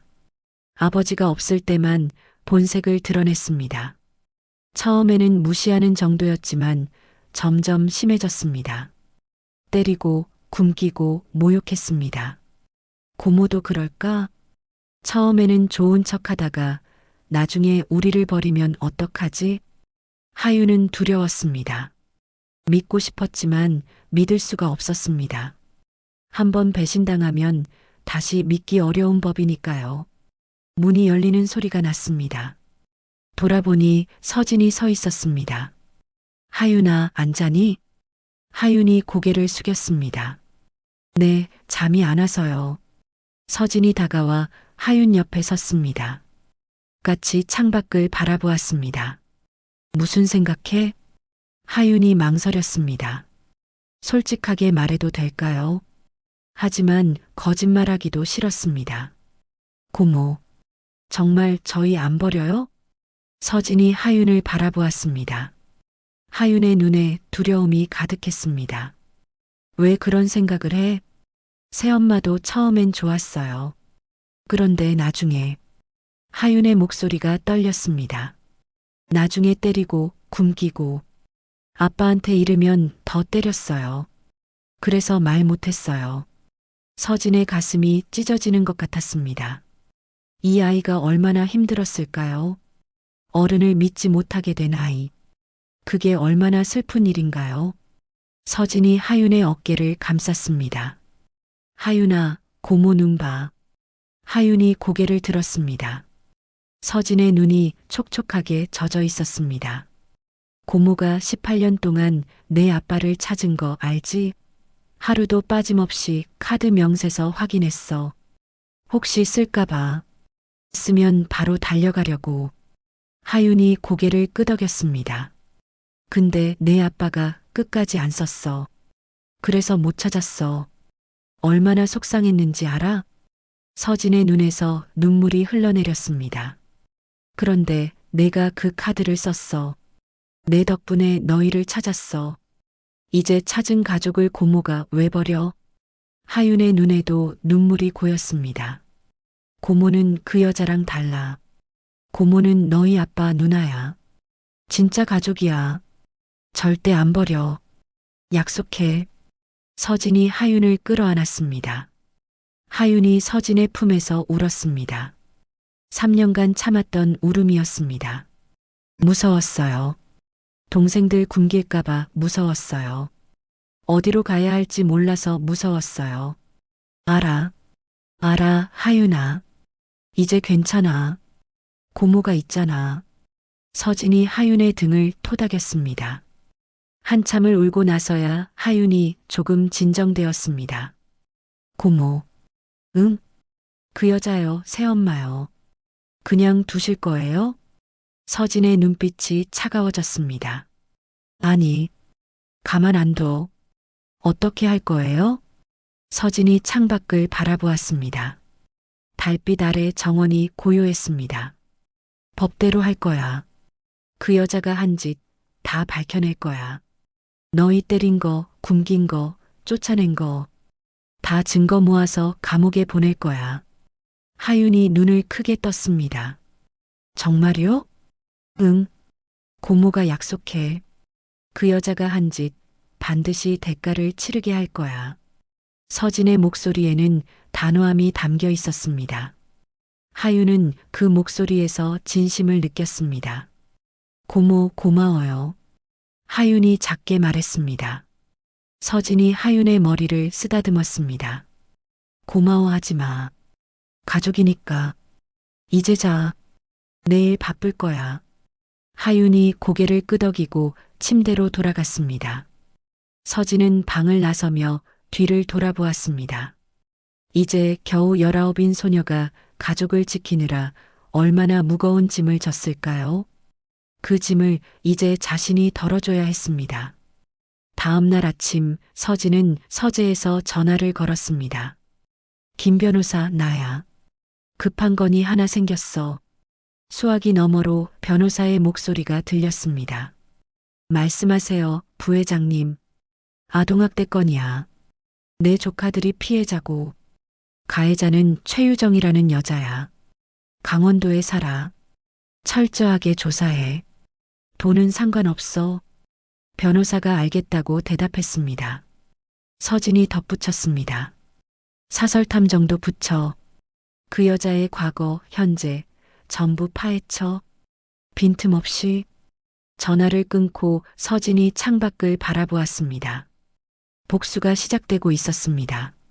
한편 강원도에서는 최유정이 쾌적한 아침을 맞고 있었습니다. 아이들을 쫓아낸 후 집이 조용해졌습니다. 보험금 3억이 통장에 들어왔고 집도 자신 명의였습니다. 드디어 이 시골을 떠날 수 있어. 유정이 거울을 보며 흐뭇해했습니다. 서울로 올라가 새 삶을 시작할 계획이었습니다. 돈도 있고 집도 팔면 또 돈이 생기니까요.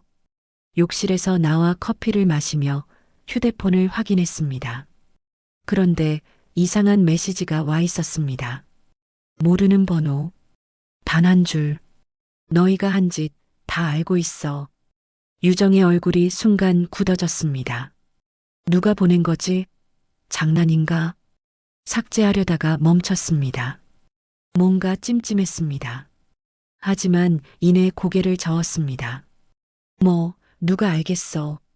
그 애들, 거지 새끼들이 뭘 할 수 있어? 유정이 비웃으며 메시지를 삭제했습니다. 하지만 손이 미세하게 떨렸습니다. 그 시각 서울에서는 사설 탐정이 최유정에 대한 조사를 시작하고 있었습니다. 그녀의 과거가 하나씩 드러나고 있었습니다. 일주일이 지났습니다. 아이들은 서진의 집에서 점점 안정을 찾아갔습니다. 하지만 완전히 마음을 연 것은 아니었습니다. 특히 하유는 여전히 경계하는 눈빛을 거두지 않았습니다. 어느 저녁이었습니다. 저녁 식사 후 아이들이 거실에 모여 있었습니다. 서진의 딸 유나가 보드게임을 가져왔습니다. 같이 하자. 재밌어. 유나가 웃으며 말했습니다. 준이와 별이가 눈을 반짝였습니다. 하지만 하유는 한 발 떨어져 서 있었습니다. 언니도 같이 해. 유나가 불렀습니다. 하윤이 어색하게 웃었습니다. 난 괜찮아. 너희끼리 해. 소윤이가 언니를 잡아당겼습니다. 언니 같이 하자. 우리 가족잖아. 가족. 그 단어가 하윤의 가슴을 찔렀습니다. 가족. 정말 이 사람들이 가족일까요? 하윤이 주저하며 앉았습니다. 보드게임이 시작되었습니다. 처음에는 어색했지만 점점 웃음이 터져나왔습니다. 준이가 엉뚱한 실수를 하면 모두가 웃었고 별이가 주사위를 굴리며 춤을 추면 모두가 박수를 쳤습니다. 서진과 현우가 거실 한쪽에서 그 모습을 지켜보았습니다. 저 아이들 얼마나 힘들었을까? 현우가 말했습니다. 서진이 고개를 끄덕였습니다. 하윤이가 제일 걱정이야. 아직 마음을 안 열어. 시간이 필요한 거야. 천천히. 현우가 서진의 손을 잡았습니다. 서진이 남편에게 기댔습니다. 그때 하윤이 갑자기 일어났습니다. 얼굴이 창백했습니다. 하윤아, 왜 그래? 서진이 물었습니다. 하윤이 입술을 깨물었습니다. 화장실 갈게요. 하윤이 급히 거실을 나갔습니다. 서진이 뒤따라갔습니다. 화장실 앞에서 멈췄습니다. 안에서 흐느끼는 소리가 들렸습니다. 서진이 조심스럽게 문을 두드렸습니다. 하윤아, 괜찮아? 대답이 없었습니다. 흐느낌만 계속되었습니다. 하윤아, 문 열어. 고모야. 잠시 후 문이 열렸습니다. 하윤의 얼굴이 눈물범벅이었습니다. 왜 울어? 무슨 일 있어? 하윤이 고개를 저었습니다. 아니요. 그냥 뭐? 하윤이 한참을 말하지 못했습니다. 그러다 겨우 입을 열었습니다. 동생들이 웃는 거 보니까 갑자기 아빠 생각이 나서 서진의 가슴이 아팠습니다. 아빠가 살아계셨으면 이렇게 웃게 해드렸을 텐데 3년 동안 한 번도 우리 웃는 거 못 봤는데 하윤이 주저앉아 울었습니다. 아빠한테 새엄마 이야기 했어야 했는데 아빠가 힘들까봐 숨겼는데 그게 잘못이었나 봐요. 아빠가 너무 힘들어서 돌아가신 것 같아요. 서진이 하윤을 끌어안았습니다. 아니야. 내 잘못 아니야. 아빠가 맨날 피곤해 하셨어요. 눈도 자꾸 감기셨고, 그런데 저는 몰랐어요. 그냥 일이 힘드신 줄만 알았어요. 하윤이 울먹였습니다. 서진도 눈물이 흘렀습니다. 그건 그 여자 때문이야. 내 탓 아니야. 하윤이 고개를 들었습니다. 무슨 말이에요? 서진이 망설였습니다. 탐정이 보고한 내용이 떠올랐습니다. 최유정이 민혁의 음식에 수면제를 타서 줬다는 정황 증거. 아직 확실하지는 않았지만 가능성이 높았습니다. 나중에 다 밝혀질 거야. 지금은 그냥 내 탓 아니라는 것만 알아. 하윤은 이해하지 못했습니다. 하지만 서진의 진심 어린 눈빛은 느낄 수 있었습니다. 고모. 응? 고모 믿어도 돼요? 서진이 하윤의 얼굴을 두 손으로 감쌌습니다. 눈을 똑바로 바라보며 말했습니다. 믿어. 고모를 믿어. 고모가 죽어도 너희 안 버려. 고모 평생 혼자 살았어. 동생도 떠나고 아버지도 떠나고. 그런데 이제 너희가 생겼잖아. 이제 찾은 가족을 어떻게 버려. 하윤의 눈에서 또 눈물이 흘러내렸습니다. 고모. 아빠가 고모 되게 좋아했어요. 맨날 누나 이야기 하셨어요. 언젠가 찾아가고 싶다고. 나도 내 아빠 보고 싶었어. 맨날. 두 사람이 껴안고 울었습니다. 화장실 바닥에 주저앉아 한참을 울었습니다. 한참 후 하윤이 울음을 그쳤습니다. 얼굴을 닦으며 말했습니다. 고모, 나 이제 괜찮아요. 정말? 하윤이 고개를 끄덕였습니다. 눈빛이 달라져 있었습니다. 경계하던 눈빛이 아니었습니다. 고모 믿을게요. 아빠가 평생 간직한 카드. 그 카드 준 사람이 고모잖아요. 아빠가 믿은 사람이니까 나도 믿을게요. 서진이 하윤을 다시 끌어안았습니다. 고마워. 고마워, 하윤아. 그날 밤 하윤은 처음으로 악몽을 꾸지 않고 잠들었습니다. 동생들도 언니의 잠든 얼굴을 보며 안심했습니다. 언니가 웃는 건 오랜만이었으니까요. 서진은 서재에 앉아 밤을 새웠습니다. 탐정에게서 온 보고서를 읽었습니다. 최유정이 민혁의 음식에 수면제를 탔다는 증언이 있었습니다. 이웃 주민이 본 것이었습니다. 이 여자가. 서진의 손이 떨렸습니다.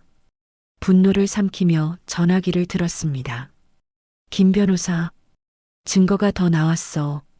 과실치사로 기소할 수 있을 것 같아. 수화기 너머로 변호사의 목소리가 들렸습니다. 입증이 어려울 수 있습니다. 하지만 시도해 볼 가치는 있습니다. 해. 뭐든 해. 저 여자 감옥에 넣어야 해. 서진이 전화를 끊었습니다. 창밖으로 먼동이 트고 있었습니다. 복수의 칼날이 점점 날카로워지고 있었습니다. 다음 날 서진은 불러 모았습니다. 거실에 5명이 나란히 앉았습니다. 너희한테 할 말이 있어. 한 달이 지났습니다. 아이들은 서진의 집에 완전히 적응했습니다. 학교에도 다시 다니기 시작했고 친구도 사귀었습니다. 별이는 유치원에 입학했고 준이는 새 학교에서 반장이 되었습니다. 하지만 모든 것이 순탄한 것은 아니었습니다. 어느 날 밤 하윤이 악몽을 꾸었습니다. 새엄마가 동생들을 때리는 꿈이었습니다. 비명을 지르며 깨어났습니다. 안 돼.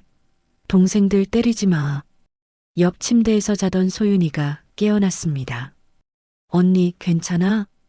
하윤이 이마에 식은 땀을 닦았습니다. 심장이 미친 듯이 뛰고 있었습니다. 응, 꿈이었어. 하지만 손이 떨렸습니다. 3년간의 기억이 쉽게 지워지지 않았습니다. 서진이 방문을 열고 들어왔습니다. 무슨 소리가 났는데 괜찮아? 하윤이 고개를 끄덕였습니다. 네, 괜찮아요. 그냥 꿈이었어요. 서진이 하윤의 침대 가장자리에 앉았습니다. 무슨 꿈이었어? 하윤이 입술을 깨물었습니다. 새엄마가. 동생들 때리는 꿈이었어요. 서진의 얼굴이 굳어졌습니다. 하윤의 손을 잡았습니다. 그 꿈은 이제 안 꿔도 돼. 그 여자 곧 감옥 갈 거야. 하윤이 눈을 크게 떴습니다. 정말요? 응. 고모가 약속했잖아. 반드시 대가를 치르게 한다고. 서진이 하윤의 이마에 입술을 맞추었습니다. 이제 자. 고모가 다 지켜줄게. 하윤이 고개를 끄덕이고 누웠습니다. 서진이 불을 끄고 나갔습니다. 복도에서 서진은 한숨을 내쉬었습니다. 아이들의 마음에 새겨진 상처가 깊었습니다. 시간이 필요했습니다. 다음 날 서진은 변호사와 회의를 했습니다. 최유정에 대한 기소 준비가 거의 끝나가고 있었습니다.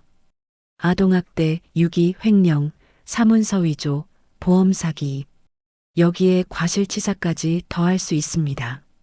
변호사가 서류를 보여주었습니다. 서진이 서류를 검토했습니다. 과실치사 입증은 가능해요? 이웃 주민의 증언과 의료 기록을 대조했습니다. 민혁 씨가 사망하기 전 몇 달간 지속적인 수면, 장애와 피로 증상이 있었습니다.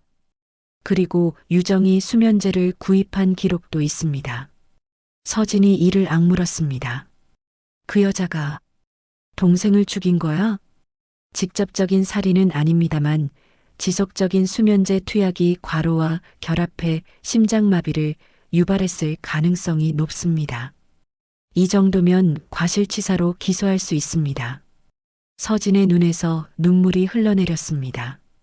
분노와 슬픔이 뒤섞였습니다. 그 여자 반드시 감옥에 넣어. 준비 다 됐습니다. 언제든 기소할 수 있습니다. 서진이 고개를 끄덕였습니다. 진행해. 기소가 시작되었습니다. 최유정에게 체포영장이 발부되었습니다. 그 시각 강원도에서 최유정은 짐을 싸고 있었습니다.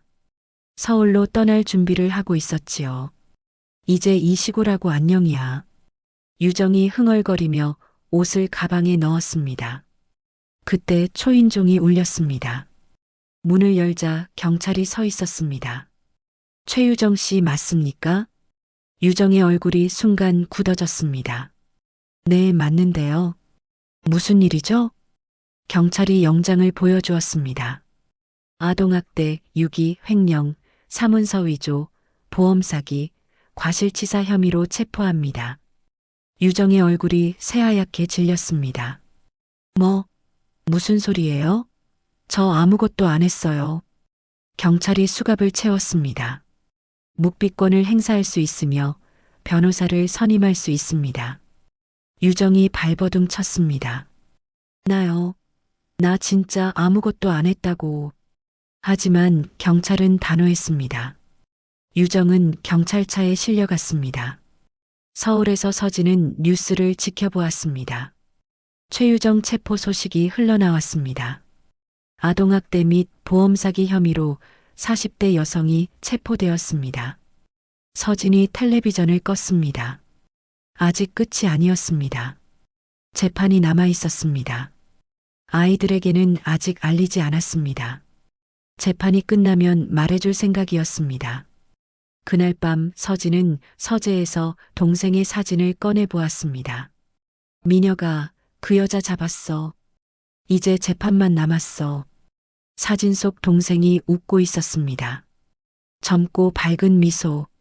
그 미소를 다시는 볼 수 없다는 게 서진의 가슴을 찔렀습니다. 왜 연락 안 했냐고 내가 원망했는데. 사실 나도 찾으러 가지 않았으니까 똑같아. 눈물이 흘러내렸습니다. 미안해, 미녀가. 고모가 애들 잘 키울게. 내 대신. 서진이 사진을 가슴에 안았습니다. 창밖에는 달이 밝게 떠 있었습니다. 미녀가 보고 있지? 그 여자가 벌 받는 거 보고 있지? 마음속으로 동생에게 물었습니다. 대답은 없었지만 달빛이 유난히 밝았습니다. 마치 동생이 고개를 끄덕이는 것 같았습니다. 재판이 시작되었습니다. 서울중앙지방법원 형사법정. 최유정이 피고인석에 앉아 있었습니다. 한 달 전 체포되었을 때보다 많이 초췌해져 있었습니다. 방청석에는 서진과 아이들이 앉아 있었습니다. 하유는 떨리는 손을 꼭 쥐고 있었습니다. 드디어 이 순간이 온 것입니다. 검사가 일어섰습니다. 피고인 최유정은 3년간 피해 아동 5명을 상습적으로 폭행하고 굶기고 심리적으로 학대했습니다. 증거가 제시되었습니다. 아이들 몸에 남은 멍자국 사진, 병원 기록, 이웃 주민들의 증언. 또한 피고인은 남편 강민혁의 음식에 지속적으로 수면제를 투약했습니다. 이는 남편의 피로와 건강 악화를 유발했고 결국 과로로 인한 심장마비로 이어졌습니다. 유정이 소리쳤습니다. 거짓말이에요. 저는 그런 적 없어요. 재판장이 경고했습니다. 조용히 하세요. 발언 기회는 드립니다. 검사가 계속했습니다. 피고인은 남편 사망 후 보험금 3억 원을 수령했으며 미성년 아동 5명을 한겨울에 길거리로 내쫓았습니다. 이는 명백한 아동유기입니다. 증거가 이어졌습니다. 보험금 수령 기록, 진명의 이전 서류, 아이들의 진술서. 검사가 마지막으로 말했습니다. 피고인은 처음부터 재산 목적으로 피해자 강민혁에게 접근했습니다. 이름을 바꾸고 과거를 숨겼으며 결혼 후 조직적으로 가정을 파괴했습니다. 이에 검찰은 징역 15년을 구형합니다. 유정의 얼굴이 일그러졌습니다. 아니에요. 저는 아무것도 안 했어요. 다 거짓말이에요. 재판장이 다시 경고했습니다. 피고인 정숙하세요. 이제 아이들의 진술 차례였습니다. 하윤이 증인석에 섰습니다. 손이 떨렸습니다. 검사가 물었습니다. 증인은 피고인에게 어떤 학대를 받았습니까? 하윤이 깊은 숨을 들이쉬었습니다. 새엄마는 아빠가 없을 때 저희를 때렸어요. 밥도 적게 줬어요. 하루에 한 끼만 먹을 때도 있었어요. 폭행은 어느 정도로 심했습니까? 하윤이 팔소매를 걷었습니다. 희미하게 남은 흉터가 보였습니다. 이건 못으로 찔린 거예요. 제가 동생들 대신 맞겠다고 했을 때 방청석에서 탄식이 흘러나왔습니다. 서진이 눈물을 훔쳤습니다. 검사가 물었습니다. 아버지에게 말씀드리지 않은 이유가 있습니까? 하윤이 대답했습니다. 새엄마가 말하면 더 때린다고 했어요. 그리고 아빠가 힘들까봐 걱정됐어요. 하윤의 눈에서 눈물이 흘러내렸습니다. 아빠는 저희 때문에 열심히 일하셨어요. 아빠한테 더 걱정 끼치고 싶지 않았어요. 법정이 조용해졌습니다. 하윤의 진술이 끝났습니다. 다음으로 소윤이가 나왔습니다. 새엄마가 제 그림 찢었어요. 그림 그리면 안 된다고. 미술대회에서 상 받았는데 상장도 찢어버렸어요. 소윤이가 울먹였습니다. 저한테 넌 아무것도 못한다고 했어요. 평생 그렇게 살라고 했어요. 준이도 증언했습니다. 저 배고파서 학교 쓰레기통 뒤졌어요. 친구들 남긴 도시락 주워 먹었어요. 9살 아이의 증언에 방청석이 술렁였습니다. 유정의 변호사가 반박을 시도했습니다. 아이들의 진술은 과장되었을 가능성이 있습니다. 어린아이들은 하지만 검사가 추가 증거를 제시했습니다. 이것은 피고인의 SNS 게시물입니다. 아이들을 굶기면서 자신은 명품 쇼핑을 하고 고급 레스토랑에서 식사했습니다. 화면에 유정의 인스타그램 사진이 떴습니다. 명품 백, 고급 음식, 여행 사진. 아이들이 굶주리는 동안 유정은 호화로운 생활을 즐겼습니다. 방청석에서 분노의 탄성이 터져나왔습니다. 유정이 소리쳤습니다. 그건 내 돈이었어요. 재판장이 법봉을 쳤습니다. 정숙. 재판은 계속되었습니다. 증거가 쌓이고 증언이 이어졌습니다. 마지막으로 검사가 마무리 발언을 했습니다. 피고인은 약자인 아동들을 상습적으로 학대했고 남편의 건강을 해쳤으며 결국 가정을 파탄냈습니다. 이는 단순한 가정 문제가 아니라 명백한 범죄입니다. 엄벌에 처해 주시기 바랍니다.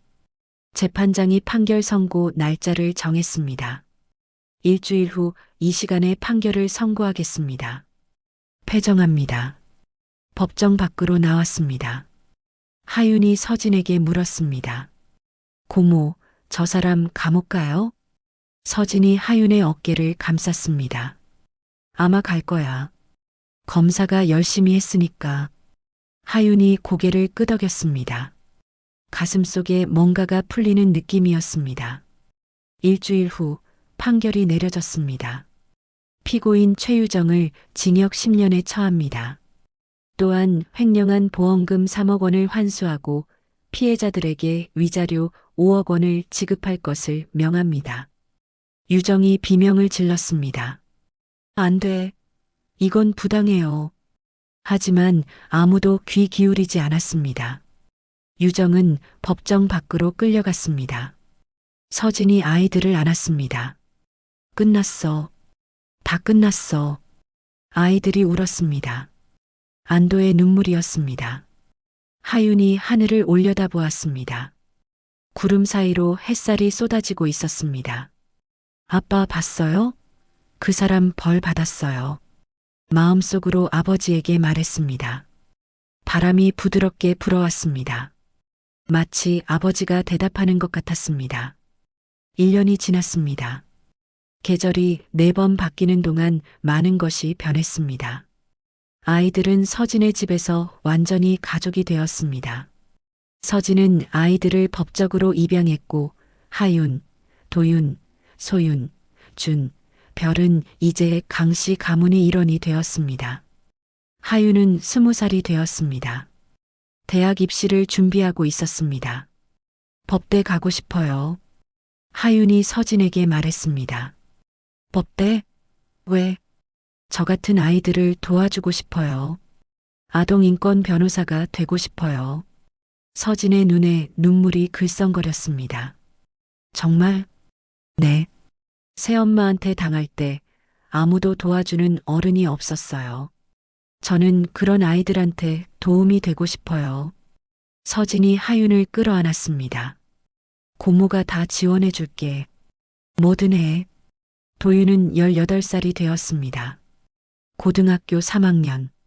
성적이 좋아서 명문대를 노리고 있었습니다. 저는 경영학과 가서 고모 회사 도울래요. 도윤이 말했습니다. 서진이 웃었습니다. 그래. 그럼 열심히 배워. 언젠가 고모 뒤를 이어야 하니까. 도윤이 결연하게 고개를 끄덕였습니다. 소윤은 15살. 미술에 재능을 보였습니다. 서진이 유명한 미술학원에 등록시켜 주었고 소윤은 점점 실력을 키워가고 있었습니다. 언젠가 제 전시회 열고 싶어요. 그때 아빠 그림 전시할 거예요. 소윤이 말했습니다. 그녀는 아버지의 초상화를 그리고 있었습니다. 기억 속의 아버지 얼굴을 캔버스에 담고 있었습니다. 준이는 10살, 밝고 활발한 소년이 되었습니다. 더 이상 굶주림을 걱정하지 않아도 되었고 학교에서 친구도 많이 사귀었습니다. 나 축구부 들어갔어. 준이가 신나서 말했습니다. 서진이 웃으며 대답했습니다. 그래, 축구 좋아하니까 잘 되겠다. 응, 나중에 축구선수 될 거야. 별이는 5살, 유치원에서 인기쟁이였습니다. 밝고 사랑스러운 아이로 자라고 있었습니다. 할머니, 나 오늘 상 받았어. 별이가 서진에게 달려왔습니다. 서진을 할머니라고 부르는 게 습관이 되었습니다. 서진은 처음에 고모라고 하라고 했지만 별이가 계속 할머니라고 부르자 그냥 허락했습니다. 와, 뭐로 상 받았어? 노래 잘한다고 상 받았어. 서진이 별이를 안아 올렸습니다. 우리 별이 최고네. 가족은 행복했습니다. 물론 아버지의 빈자리는 여전했습니다. 하지만 아이들은 서로를 의지하며 앞으로 나아가고 있었습니다.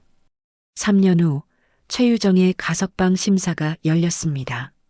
모범수라며 가석방을 신청한 것이었습니다.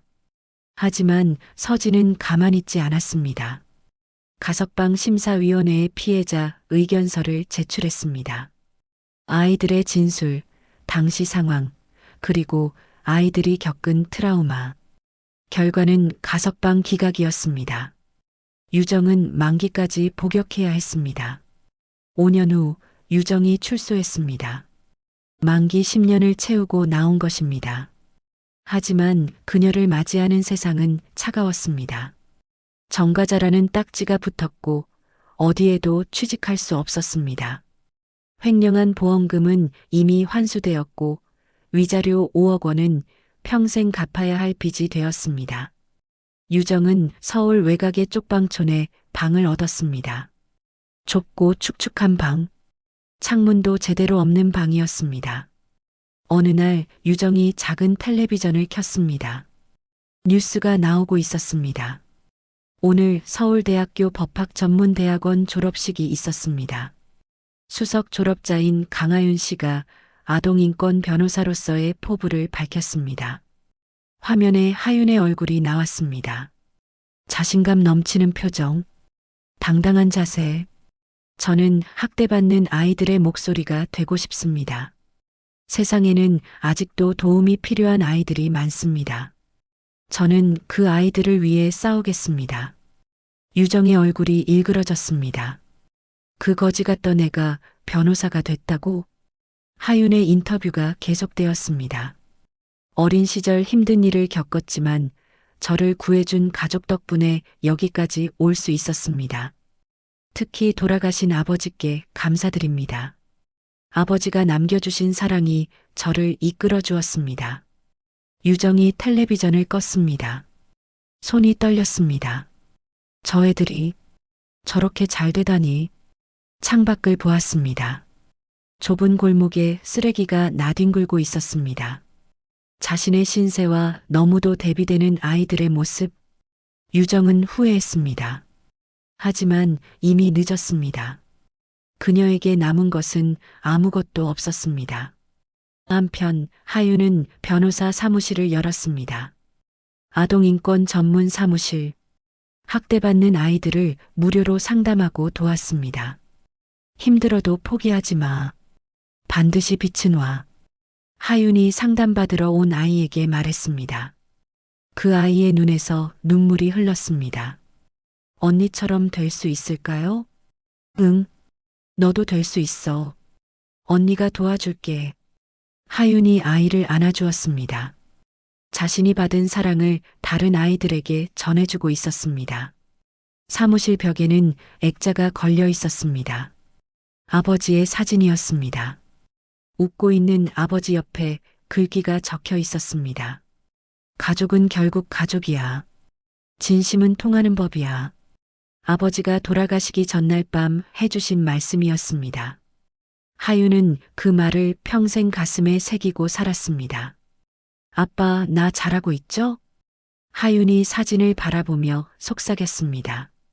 사진 속 아버지가 웃고 있었습니다. 마치 그래, 잘하고 있어라고 대답하는 것처럼. 5년 후 봄이었습니다. 벚꽃이 만발한 4월의 어느 날, 성진그룹 창립 50주년 기념 행사가 열렸습니다. 서울 최고급 호텔 대연회장에 수백 명의 하객이 모였습니다. 재계 인사, 정치인, 언론인 모두가 자리를 함께했습니다. 무대 위에서 서진이 축사를 하고 있었습니다. 57살이 된 그녀는 여전히 당당하고 품이 있었습니다. 50년 전 아버지께서 작은 건설회사로 시작하셨습니다. 오늘 성진그룹이 이 자리에 있기까지 많은 분들의 도움이 있었습니다. 서진이 객석을 바라보았습니다. 맨 앞줄에 아이들이 앉아 있었습니다. 아니, 이제는 청년들이었습니다. 특히 오늘은 제 가족을 소개하고 싶습니다. 서진이 아이들을 무대로 불렀습니다. 제 조카들입니다. 아니, 이제는 제 아들, 딸들입니다. 하윤이 가장 먼저 올라왔습니다. 24살, 서울대 법학전문대학원을 졸업하고 아동인권 변호사로 활동하고 있었습니다. 단정한 정장을 입은 그녀는 자신감이 넘쳤습니다. 강하윤입니다. 아동인권 변호사로 일하고 있습니다. 도윤이 따라 올라왔습니다. 22살, 대학을 졸업하고 성진그룹에 입사했습니다. 경영 수업을 받으며 미래의 경영자로 성장하고 있었습니다. 강도윤입니다. 성진그룹에서 일하고 있습니다. 소윤이가 올라왔습니다. 19살, 미술대학 장학생으로 입학했습니다. 그녀의 그림은 이미 여러 전시회에서 호평을 받았습니다. 강소윤입니다. 미술을 전공하고 있습니다. 준이가 올라왔습니다. 14살. 밝고 건강한 중학생이 되었습니다. 축구부에서 주전으로 뛰고 있었습니다. 강준입니다. 중학생입니다. 마지막으로 별이가 올라왔습니다. 9살. 발랄하고 사랑스러운 소녀로 자랐습니다. 강별입니다. 초등학생이에요. 객석에서 박수가 터져 나왔습니다. 서진이 아이들을 바라보며 눈물을 글썽거렸습니다. 이 아이들이 제 보물입니다. 10년 전 이 아이들을 처음 만났을 때 아이들은 굶주리고 떨고 있었습니다. 지금 이렇게 건강하고 당당하게 자라준 것이 기쁩니다. 서진이 하윤의 손을 잡았습니다. 특히 이 아이 하윤이가 오늘 이 자리에서 발표할 것이 있습니다. 하윤이 마이크를 잡았습니다. 안녕하세요. 강하윤입니다. 하윤이 객석을 둘러보았습니다. 저는 오늘 아동학대 예방재단 설립을 발표하려 합니다. 이름은 민혁재단입니다. 돌아가신 저희 아버지 이름을 땄습니다. 객석이 술렁거렸습니다. 저희 아버지는 3년간 저희가 학대받는 것을 모르셨습니다. 저희가 숨겼기 때문입니다. 아버지께서 힘드실까봐. 하윤의 목소리가 떨렸지만 계속했습니다. 아버지께서 돌아가신 후 저희는 길거리로 쫓겨났습니다. 아무도 도와주지 않았습니다. 다행히 고모를 만나 구해졌지만 모든 아이가 그런 행운을 가지지는 못합니다. 하윤이 숨을 고르고 말했습니다. 민혁재단은 그런 아이들을 돕겠습니다. 학대받는 아이들을 발견하고 보호하고 새로운 삶을 시작할 수 있게 도와주겠습니다. 객석에서 박수가 터져 나왔습니다. 아버지께서 생전에 제게 말씀하셨습니다. 가족은 결국 가족이다. 진심은 통한다고요. 하윤의 눈에서 눈물이 흘렀습니다. 저는 그 말을 믿습니다. 그리고 세상에는 가족이 없는 아이들도 많습니다. 민혁재단이 그 아이들의 가족이 되어주겠습니다. 박수가 연회장을 가득 채웠습니다. 서진이 하윤을 끌어안았습니다. 잘했어. 우리 하윤이. 행사가 끝난 후 가족은 함께 민혁의 묘소를 찾았습니다. 봄볕이 따사롭게 내리쬐고 있었습니다. 묘비 앞에 꽃을 놓았습니다. 하윤이 무릎을 꿇고 절을 했습니다. 아빠 왔어요. 다른 아이들도 차례로 절을 했습니다. 하윤이 말했습니다. 아빠, 오늘 재단 발표했어요. 아빠 이름으로 재단 만들었어요. 많은 아이들 도와줄 거예요. 도윤이 덧붙였습니다. 아빠, 저 성진그룹에서 일해요. 고모 도와서 회사 키울 거예요. 소윤이가 말했습니다. 아빠, 저 그림 계속 그려요. 언젠가 아빠 그림 전시회 열 거예요. 준이가 말했습니다. 아빠, 저 축구 잘해요. 나중에 국가대표 되면 아빠한테 자랑할 거예요. 별이가 말했습니다. 아빠, 별이 많이 컸어요. 아빠 보고 싶어요. 서진이 묘비를 어루만졌습니다. 민혁아, 내 아이들 잘 자랐어. 내가 약속 지켰지? 바람이 부드럽게 불어왔습니다. 벚꽃잎이 흩날렸습니다. 마치 민혁이 대답하는 것 같았습니다. 하윤이 주머니에서 뭔가를 꺼냈습니다. 검은색 카드. 18년 전 고모가 아버지에게 준 그 카드였습니다. 아빠, 이 카드 있지요? 아빠가 18년간 안 쓴 이 카드. 하윤이 카드를 묘비 앞에 올려놓았습니다. 이 카드가 우리를 살렸어요. 아빠가 간직한 덕분에 우리가 고모를 찾을 수 있었어요. 눈물이 흘러내렸습니다. 고마워요, 아빠.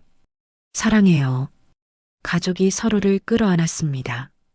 봄바람이 불었고 벚꽃이 눈처럼 흩날렸습니다.